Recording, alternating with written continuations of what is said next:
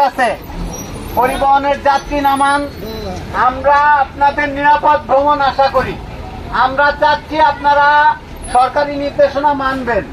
আমরা নৌ পুলিশ, এখানে বিআইডব্লিউটিসি আছে, আমরা সম্মিলিতভাবে সকল যাত্রীর নিরাপত্তা দেওয়ার জন্য ঘাটকেন্দ্রিক ডিউটি করছি। আমরা চাচ্ছি আপনারা নিরাপদে বাড়ি ফিরেন। আপনারা সচেতন হন। ফেরি থেকে বাস ওঠার সময় আপনারা গাড়ি থেকে নেমে যাবেন, নিজে নামবেন, অন্যকে উৎসাহিত করবেন।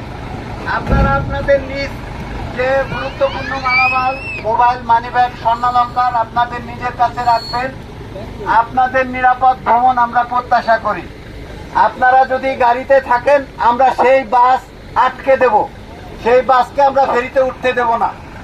এতে সকলেরই বিড়ম্বনা হবে।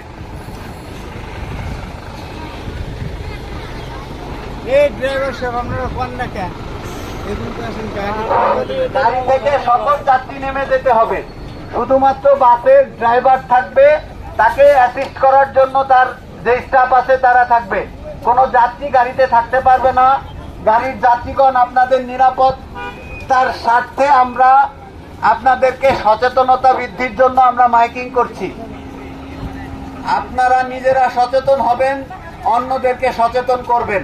আপনাদের গুরুত্বপূর্ণ মালামাল আপনাদের নিজ হেফাজতে রাখবেন। আপনারা যদি আইন না মানেন, আপনাদের গাড়ি আমরা ফেরিতে উঠতে দেব না। আপনাদের গাড়ি ফেরিতে না উঠতে পারলে আপনাদেরই দেরি হবে।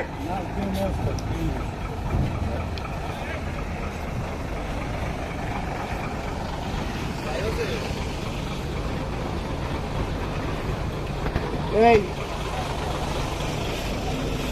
এত বারবার আমরা মাইকিং করবো কেন? আপনারা আপনাদের হেড অফিসে জানাবেন যে সকল যাত্রীকে গাড়ি ছাড়ার সময় বলে দেওয়ার জন্য সেন্ট্রাল পয়েন্ট থেকে, সেটা ঢাকা হতে পারে, সেটা দর্শনা হতে পারে, কুষ্টিয়া, সাতক্ষীরা, যেখানে হোক, বলে দিবেন আপনার এখানে হেড ম্যানেজারকে যে ফেরিতে ওঠার পূর্বে যাত্রীরা নামবে, আপনারা ওঠার সময় এটা মাইকিং করে দিবেন। আমাদের কেন বারবার বলতে হবে? ঠিক আছে?